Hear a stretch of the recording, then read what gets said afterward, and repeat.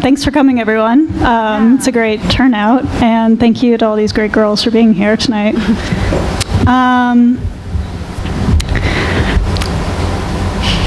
So I just wanted to talk about, I kind of wanted to ask you, Petra, about how sort of this book came together, and talk about the design of it a little bit. This book of work kind of makes it feel like, I was struck when I was looking at it, it feels like a place you can go, rather more so than just a book you open, and it creates this kind of intimate space, even from the cover with all the artist signatures at the beginning and their individual sections. It kind of makes them feel like entries in a yearbook to me, and it kind of says like, this is a time that we're sharing together, even if the individual works were made alone. Some of these people maybe necessarily haven't met. So can you talk about how like the design process and what the vision was for the book, and how you sort of like how you went about getting that feeling? Yeah, I mean, I guess for me, the start of the book was really my online art collective, the Arterists. And I mean, I created it when I was like 15, 16, or maybe 17. And I mean, I made it because I really didn't feel like there was a space for me to show my work, or a platform that I could access. And then I slowly created that, and I invited other artists, and so I kind of wanted this book to sort of reflect that, and I wanted to make it, I don't know, I wanted it to be like you and I were talking earlier, how the book is like, it gets dirty really easily because it has this like cloth cover. Yeah, and the color of it pink, like yeah. anything that touches it, it turns like to gray. Yeah, like mine is like totally ruined. But yeah, I wanted it to be this like personal, special thing that you can have and wear, like kind of ruin and also be led into the lives of everyone from the book. And I don't know, a lot of the imagery is really personal for most of the artists. And it's kind of, I mean, it's cool to see that in the context of that book and in a book that looks like a yearbook. I don't know, does that kind of touch on Yeah, totally. Okay, cool. Yeah. What was the sort of collaboration with Prestol and the designers? Were you sort of working with a designer? Were you sort of designing? Yeah. I mean, like, I've been planning this book like my whole life. Yeah. So I was like, you were ready. You had some ideas in the yeah. I was like, it has to be like cloth bound. I really wanted it to be pink. Wow, that was really, really great. Okay, anyway. Yeah, I've been collecting and curating images like kind of since I started working, and a lot of the people in the book I've been like a huge fan of. So, I mean, and of course it's always hard to pick what images go in and what don't. But yeah, I worked super closely, and we worked like every day, I guess, for like a year. I'm doing it. Yeah. Yeah. And was there like a lot of one-on-one with each person who's in the book about like what would be the best image and what they wanted, and was that kind of collaborative? I mean, I'm pretty like intense and strong about like about what images, like I don't know, I've been slowly collecting these images from each artist for like years now. So I just showed each artist, I was like, this is what I love of your work, and then they collaborated with me and like told me, no, I don't want that, or yes, I want this. So yeah, it was, I mean, a good group effort. Yeah. Yeah, totally. Yeah. Allie, how was your experience? Like, did you like about what you chose to have in the book, or what you like collaborate with Petra about having in the book? Well, I know that if I were to submit stuff to it today, it would be definitely a different selection of work on my end, personally. Petra asked me to like submit some stuff, and I kind of just chose like random images that I had kind of like floating around. I didn't make anything specific for the book, and I didn't pick things that were like some of them were maybe a little bit more developed like art concepts, but it was like a very casual, like fun thing for me. I think it's like the book has a nice range of people like just putting in like an Instagram post or a screenshot, and then there's people who like actually have like this very strong body of work, so it's like there's nice contrasts in there, but it was pretty easy for me to contribute. Yeah, I mean, I guess with your work too, and Matta's work, both of you are sort of similar. You both have a really strong online presence, and you both have a presence that I really admire, which is really, I guess, uncensored, which I hate, such a lame word, but like, I mean, it's really raw and little because slutty. because the book is, I guess it's not like books aren't very, not to be like books aren't current, but it's not the internet. I wanted it to reflect that, and I wanted it to reflect both your personality and what you do in both matters. So yeah, sure. I mean, I'm just piggybacking on what we're you're the saying. social media artists. Yeah. In terms of some things like I've noticed, I felt like there's, even though there's this strong kind of sense of a very beautiful and kind of gentle and like nice and like pastel colors, there's also this kind of running undercurrent of ugliness throughout, or sort of grossness, like Arvida Bystrom's photos with like the food and the hair in it, or kind of treating like bodily things as if they're objects, like Nakia Brown's photos where she's like has like a piece of hair and she's burning it. So it's kind of like this intense sort of engagement with a body as this kind of gross thing that can kind of slip out of your control. You can sort of hold it at a distance. Yeah, I don't know. I also really liked those images inside this pink, really pretty book, because it's just like, I don't know, it's really, I guess it doesn't change the image, but it's really refreshing to have that in such a, I guess in something that's part of a system, like in a library, like, I don't know, something that you wouldn't, does that make sense? I think it's also kind of like reclaiming like Babe and like Pink, like femininity as something that can be a little bit more fluid and ugly and, you know, gross. Yeah, and confusion too. Like there's this slippage between like the body and food and material, like in Maisie Cousins' photos, like the close-up of those like broken kiwis or the flowers and then like the flesh next to it. Kind of remind me of like hers, like photos especially kind of remind me of Marilyn Minter's work. She's like an older like radical feminist artist who got totally shit on in the 80s for her paintings that were labeled pornography.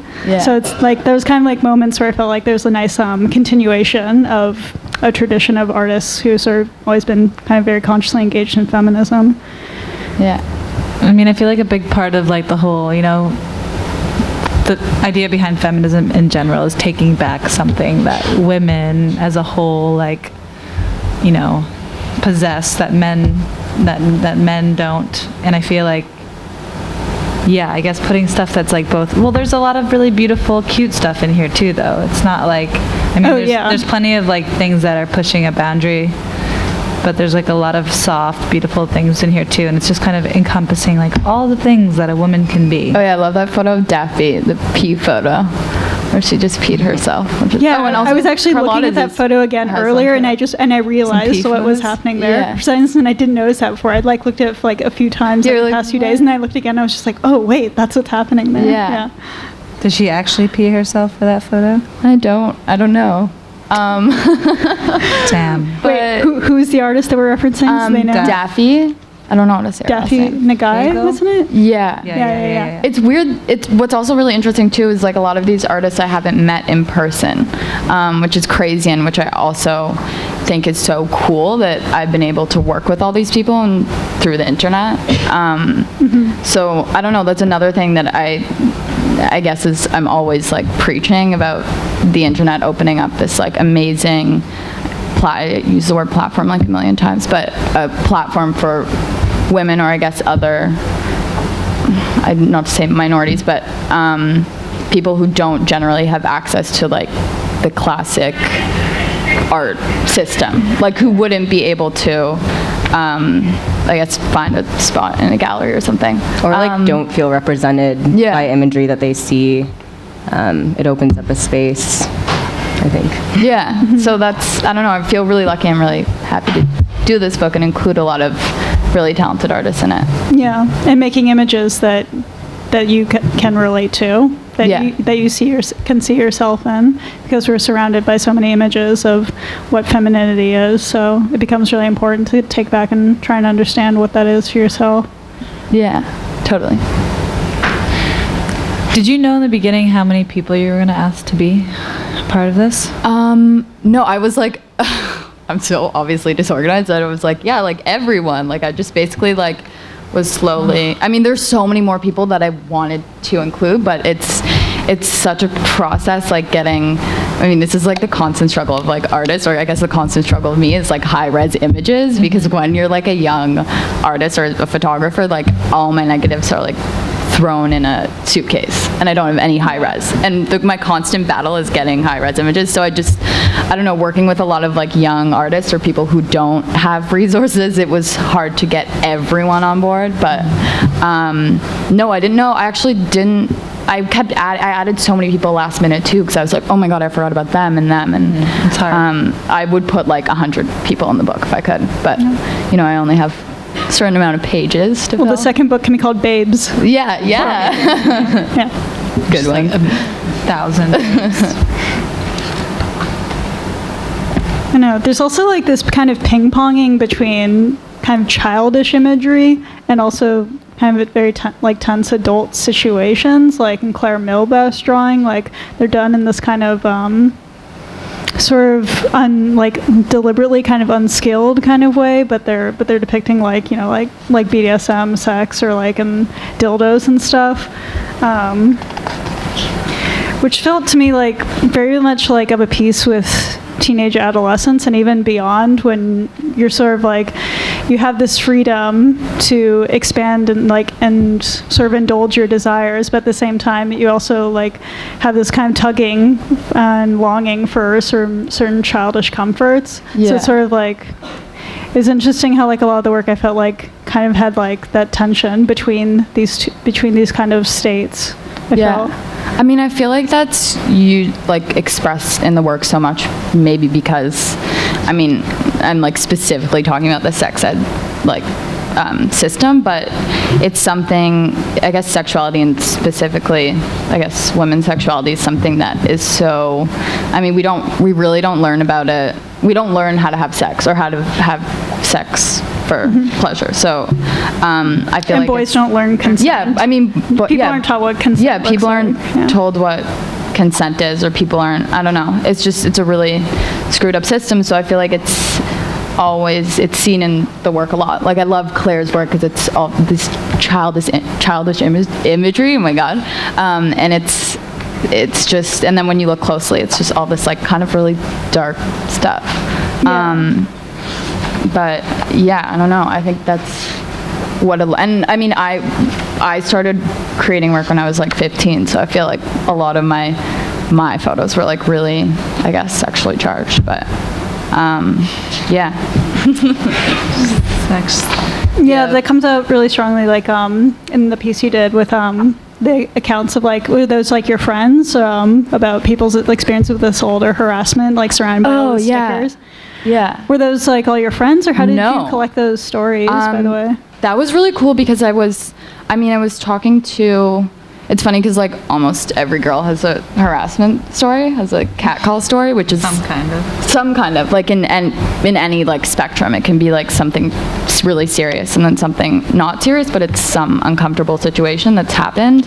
And I decided, I mean, I was like, I really am interested in hearing everyone's story about it. So I just did an open call, and I got like hundreds of stories. And I decided, I've been making these like children's blankets out of them, and so I did a scan of that in the book. And that was really crazy because it was, I mean, I don't know, it's just, like there were just so many stories, and some of them were just so simple, but so, yeah, that's what I have to say about that, yeah. Yeah. The kind of when you were talking about like those stories, like making them into blankets, it kind of reminds me of this. Do you know Bunny Rogers' work? She's another artist, but she did these blankets where she took stock photos of models that I think were from child pornography sites, and she took as many images until they were just a color, like collapsed them until they were just a color, and then just had like a line from the website, and so like it was just like a lavender blanket or a blue blanket, but that was supposed to be like the equalized color based on all those photos from that one website. Yeah. Yeah. I like her. Seems kind of similar. She's a good one. Yeah. Funny. Another possible babe for you to include next time. Potential babe. And I guess, I mean, we didn't really talk about the text aspect, but we have Jenny over here, and Mata, who's kind of did text work. I don't know, I just wanted to point you guys out because I've been talking the whole time. But yeah, again, I wanted it to include like every type of medium in it. And yeah. I mean, Jenny, did you write the poem that you have in it for the book, or is that something that you had already? It was something that I already had, but I mean, Petra just said that I could send her anything, diary entry, you know, I guess, and I chose that because it felt, I don't know, I felt like what I like about Petra's work and the stuff that she curates is, and the stuff that like young female artists are making, is that there's always like this note of tenderness that I think is often missing in like great works of art. It like doesn't translate when you try to get tenderness through like institutional barriers or something, you know, like the people who judge like art competitions or give grants like don't value that, and like they see it as like not the point, or like too personal or inappropriate. Or it's read as a weakness. Yeah, it's like a weakness, like you didn't really like learn, you didn't really like polish yourself up, you didn't like, I don't know, like you're just goofing off. And I like that you were like giving priority and like, I don't know, like prioritizing tenderness in like the art that you chose. Yeah, that was really nice. I mean, yeah, I guess I agree with you on that too, because most of the artists in the book, everyone in the book everyone comes from a different educational background, and I guess like socioeconomic background too, and I guess, that's another thing that I think is really missing from art in that institution, is that it's it's something that only like a certain amount of people can access, and that's what I really want. I want the works of everyone in the book to be accessible to, a bigger audience. Yeah.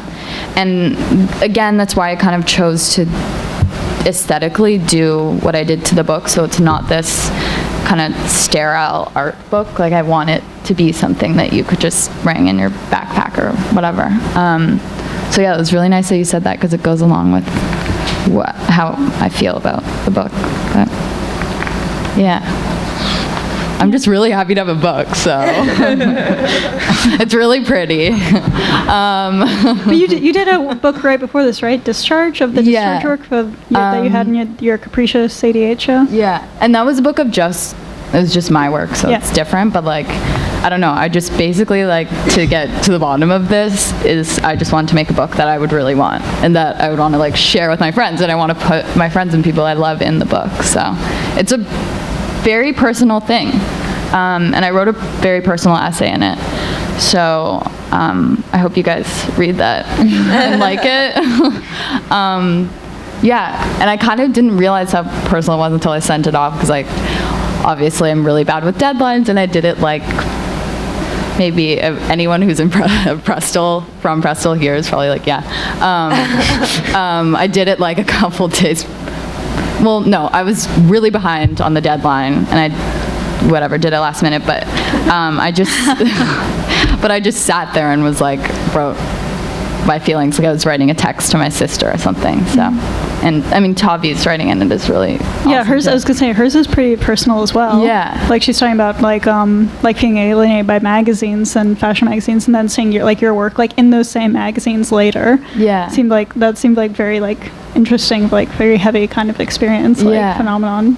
Yeah. So, yeah. Did she, she's done a bunch of books, right? So what is there 4 now, your books? Yeah, I think I forget.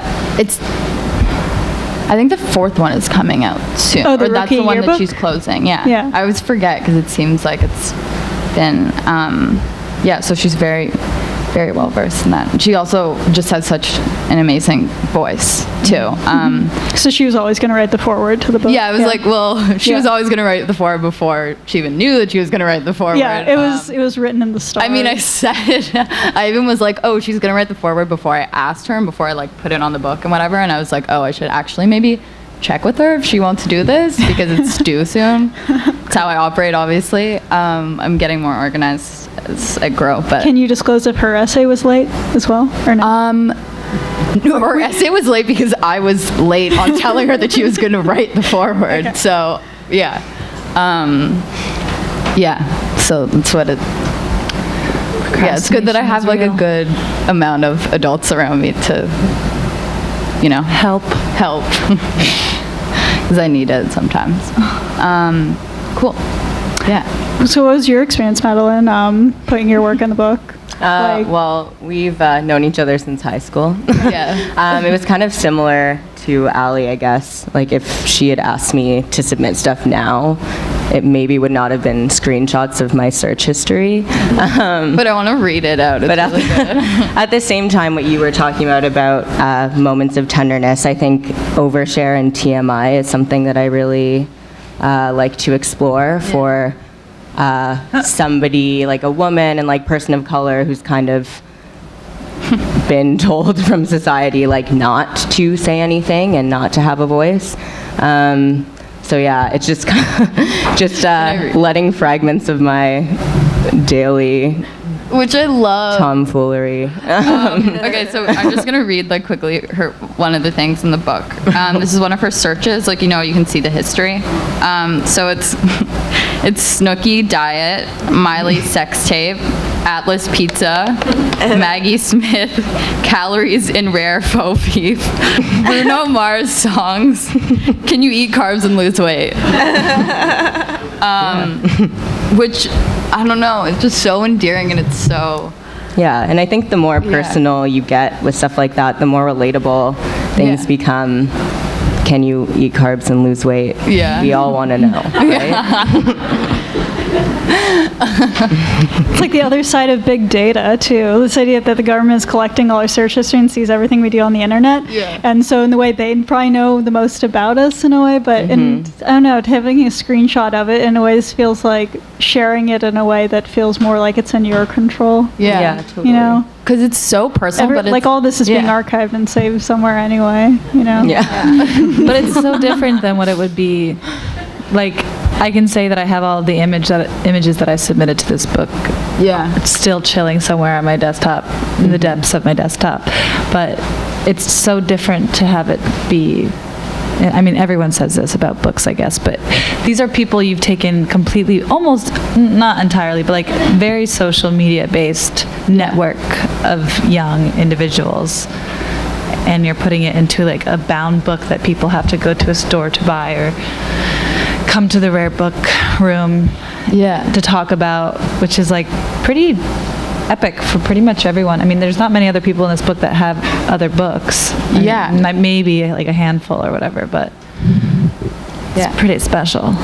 Yeah, and I feel like it's also like, I don't know, it's like an antidote to like all this panic of like, oh my God, young women are sending pictures of their bodies to like boys and like their lives will be ruined forever, and it's like, fuck that, like my life is awesome, like I'm in a book. I'm like, how could they like embarrass me? I'm already saying like this is my art, like I like that too. And like obviously everyone like who was born after like 1992 is gonna have naked pictures of themselves somewhere. So it's like, get over like this worry that you can't be a like senator. a career like bomb. It'll just be like, oh, everyone has. It's getting there. Yeah. I feel like it's becoming more socially acceptable. Yeah. Pretty soon nudity will be totally legal everywhere. Also, like the panic around this idea, like of girls taking pictures of themselves, like it's just that we have like the evidence of, we have numbers, like you have this many pictures of yourself on your camera roll, but it's not like you weren't looking before. We just didn't have the technology to capture it, So people, it's like, oh, kids or girls are so narcissistic now, like they're talking about like selfies and things like that, but the gesture is still the same. It's just that there's more documentation. Like just more 800 years ago, there were all these guys painting girls. Like not every girl can just paint themselves and send it to a guy. But it's like so easy with a phone, and it's like, what do you expect? Like if your whole life society tells you like you're like, you need, like if you're beautiful, if you're conventionally beautiful, that's the best thing that could ever happen to you. Like why would you not then be obsessed with that and like capture that. It makes no sense like to be like, let's stop girls from taking pictures of themselves. It makes more sense to be like, let's like totally change like the way in which we convey this message, that this is like the only thing that could make you a valuable person like ever. And to kind of take agency and be the one in control of representing yourself sexually instead of having some man paint you. Like, fuck that. I mean, yeah, if men weren't like sexualizing women's bodies since forever, maybe like nudity in general wouldn't even be something to talk about because it would be completely natural instead of being put on a pedestal of some kind. And I think we both, by taking either our own nudes or just working in general with the female body or the woman's body, it's like we're automatically attempting to like shift something, whereas people will be like, you're not a feminist if you're taking nudes and putting your like body out there. And it's like, well, you can say that if you want, but like the way we view it, I don't think anyone's out there like trying to sell their body to men. I think we're trying to sell it to ourselves and to each other. Which is nice. Progressive. It's a really important distinction. A little breath of progressive. Yeah, it's just that there's not a coquettish smoke screen like behind like this desire to look at yourself and to understand yourself through your body, which girls are pretty much socialized to do anyways, to understand themselves fundamentally, I feel like, through what their body looks like. I just saw Jeanette in the audience and saw that her, an artist from the book.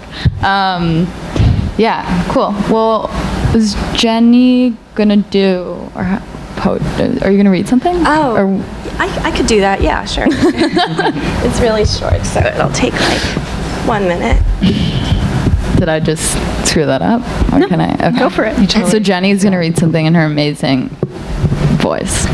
That's really, I don't know. The first time I heard has the accent. No, I mean the first time I heard Jenny read was at the rookie yearbook event, I think, and I was just, like possessed by your, because you're a beautiful writer and you also just, I don't know. Now you're. Now I'm like, everyone's gonna be like, hopes up and okay. I felt just weird. Don't have high expectations.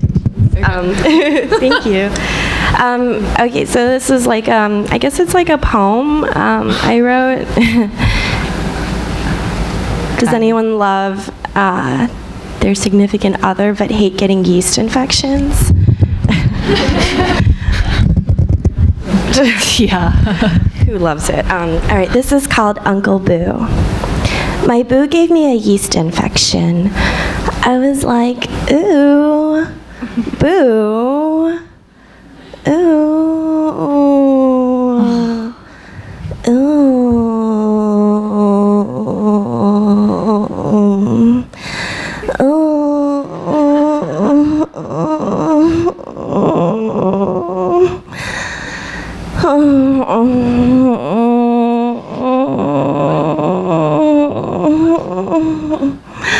I was like, I'm gonna make you din, and I did, using the garlic and my yogurt twat. We ate naan and spread, and everyone I know and will know and want to know was spread out too. We're all spread out, happy as pictured, happy as described, happy, so happy. All right.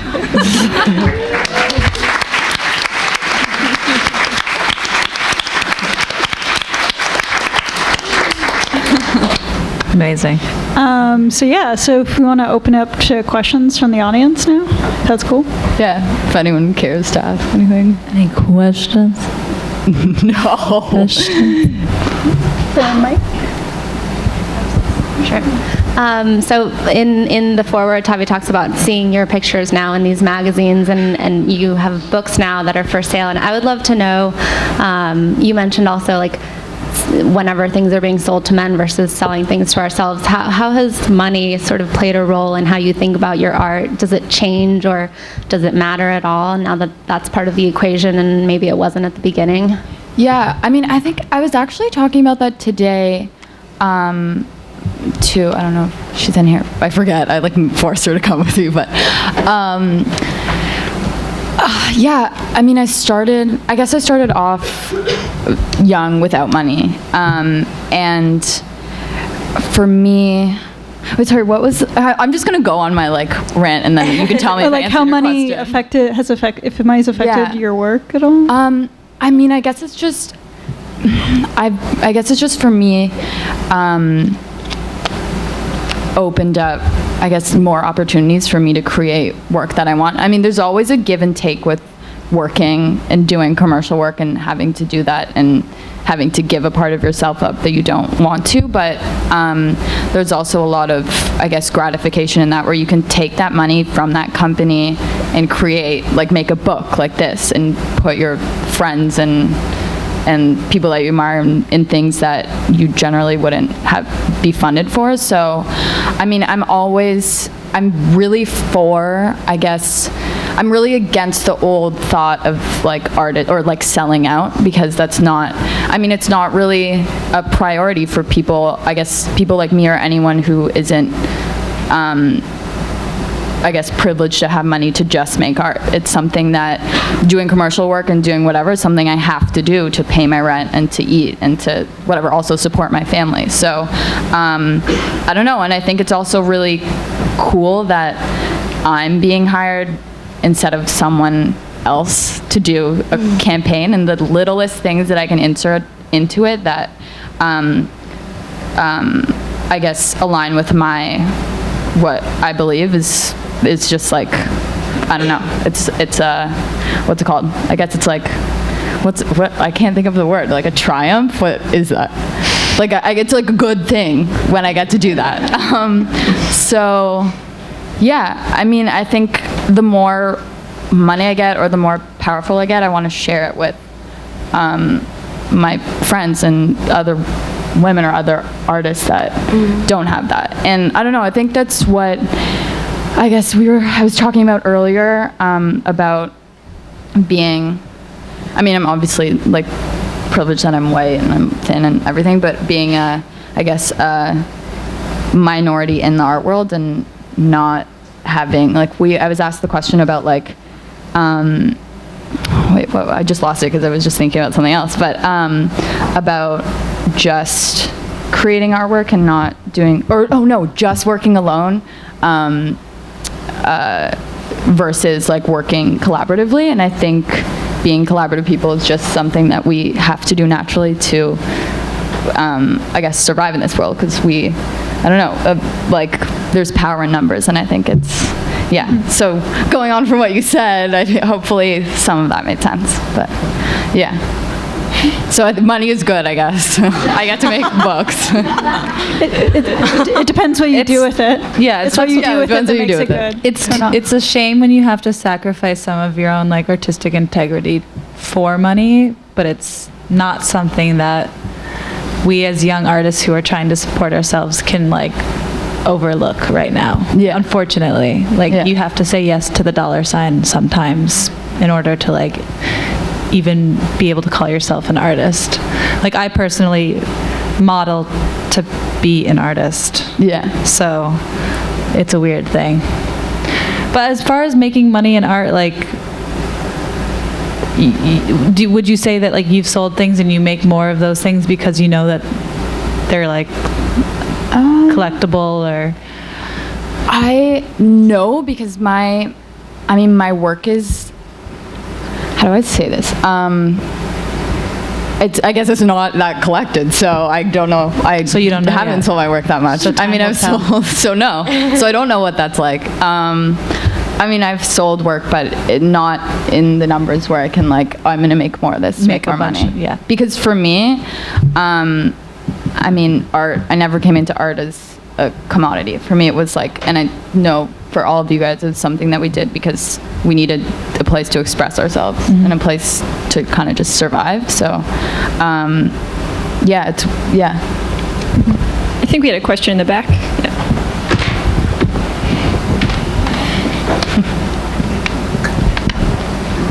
Hi. Hi. I was wondering more, like a lot of people say, criticize people for wearing makeup or girls for wearing makeup because it like covers their like natural self. Then a lot of people are like, well, you should do what you want to do with your face and your body or whatever. And I was wondering, like, what's your opinion on makeup? Like which side do you fall on, I guess? She loves it.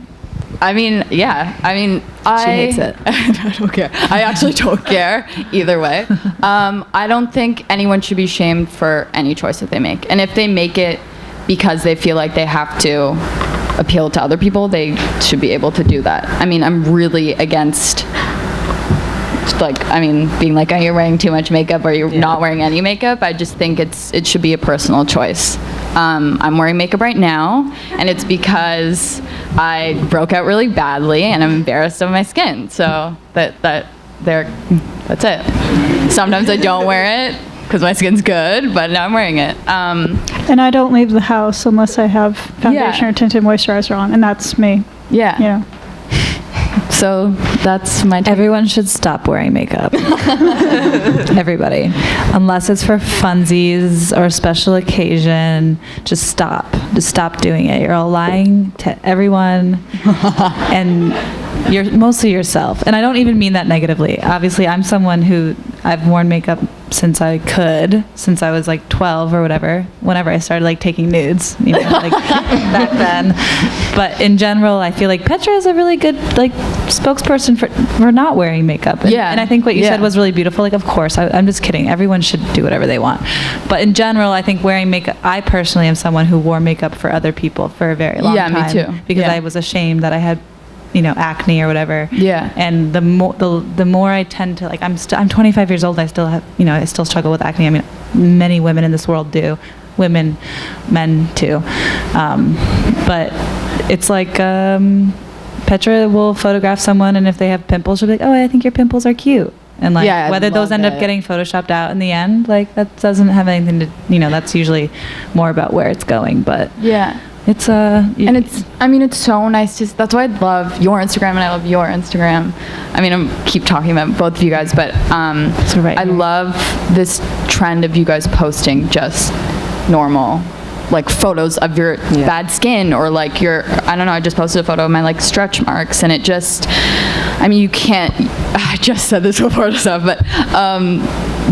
but you can't really be what you can't see, and if you don't see those things, it doesn't feel like, I don't know, you know?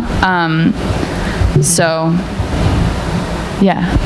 I love how everything I say ends with so yeah. So yeah. We have a couple more at the back, too. Okay, so I have two questions. One, which do you use film and digital, and which do you prefer and why? And the other question is, I know you like have been doing Making Space, like your videos, and would you rather keep continuing that, or which do you like better, photographs or videos? I love both, and I started photography because I loved film. And I use film because that is what I learned to take photos on, and that was also what was cheaper for me at the time because I didn't have money to buy a digital camera. And it was actually, I lived in Toronto, and it was like $3 to get photos developed, whereas like here it's like, I don't know, $15. So that's really why I use film, because I literally don't know how to use a digital camera. And everyone, I feel like, can attest to that. And I don't know, with film, it's something I'm really trying. I really want to do a feature film, and hopefully I can do it soon. But yeah, my friends from Canada are right here, Claudia and CJ, who are and Delilah and Bareback Contessa, which is his Instagram name, but who I'm huge fans of their writing, and I want them to write for me. So that's also why they're here. Yeah, so I'm gonna make movies. Another one in the back. So you like both? Yeah, I like both. Hi. So what has been the best or most memorable moment or experience that you've had since you've started this book? Jeez. An entire year's worth of life. Yeah, my life. No, I mean, I guess for me, the most important thing, or the best thing that's ever happened to me, or that keeps happening, thank God, is when like people identify with the work in the book, or I don't know, just tell me if that it inspires them and how much it means to them, because like that to me is the most important thing. I don't care if like, I don't know, a million people buy the book or whatever. I just want people to love the art, and I just want it to be something that can, I don't know, I want people to be inspired by it and to create their own work. So that, I don't know, just, I don't know, but people just appreciating it, I guess. It's pretty simple. Got one on this side. Hi. Oh, shit. Hi. What do you want? I want to ask a question. I wanted to know specifically, I was going to ask Madelyne, I just want to know, we were talking about Instagram and Alexandra, Ali. French fry. Yeah. I just wanted to know specifically why and how you use yourself in your work, and like in terms of diversifying kind of narrative and imagery, which I think is really interesting and important. And I just want to know, like, if you could talk about that a little bit. Sure. What? You go first. I guess for me, as somebody who like doesn't feel represented in mainstream media as being like mixed race and like not a size 0 and whatever, I think, yeah, but also like narcissistic in a way. Yeah, I guess I just want to create models for imagery for people who, yeah, don't feel represented or don't feel, yeah, I guess represented, just because we're bombarded with these crazy images of where people, women specifically, we have all these expectations, and like it can be really oppressive. So I guess, I think what you do too is trying to make imagery of one's body that's like liberating for people. Like when I look at your work, it's also inspiring. Like, yeah, I'm gonna take a photo of my heel and make it hot, you know? Yeah. I'm so glad I inspire you. Take photos of your heels. Well, as a body and a human being that's completely overly represented, I am constantly struggling, wherever she is, struggling with trying to do just that. Like, I just want everyone to love themselves, really. It's really hard. And it's difficult to love yourself. I think everyone struggles with that. There's probably some people out there that have mastered it to some degree. But it's hard, especially also just being like a white, skinny, conventionally pretty person. It's hard to like push those boundaries and make a statement. Yeah. Especially when it's images of myself. I've gotten a lot of like good critiques about how my work is not pushing any boundaries at all, because it's yet again showcasing a white, skinny female, and it makes me feel like there's something more for me to represent, and it's hard to do it with only an image of myself, but I still try to do it in whatever ways I can, whether it's like sharing like personal problems or just being overtly like open on social media. And I think it's kind of just like really important to keep those kinds of conversations going, whether it's through literal words or pictures or whatever it might be. Yeah. Agreed. We have time for 2 more. One's coming from the back over here. Hi. I was struck by what you said about tenderness, and where I've felt impacted by art has been almost exclusively on the internet. Like, almost never do I walk into a gallery and really feel that. And if you guys have done any work that has been shown in a gallery versus the stuff that you share just all online, all in that intimate space, if you could talk about the difference there and why you think the internet is now this forum where it can really affect in a way that a gallery cannot. I guess I'm taking this. Yeah, again, like I was saying before, I mean, it's not like everyone has access to the internet, but I'm just saying in general, I think everyone here does. But I don't know, it's really opened up a space for, I feel like I'm repeating myself, but for people who generally can't access the classic systems of the art world, or I don't know, even educational systems, and it like literally gives them places to put their work and to like get their voice out there, and it creates this network of people that can identify with each other that maybe like couldn't have before, like wouldn't have met or wouldn't have known each other. And I mean, I think it's been like a really big deal in feminism, because we have, it's like, what's it called? What are those? Oh my God. I haven't been in school in like a really long time, so I don't forget what it's called. What are the spaces where like men used to go and talk? What is there? Wait, what?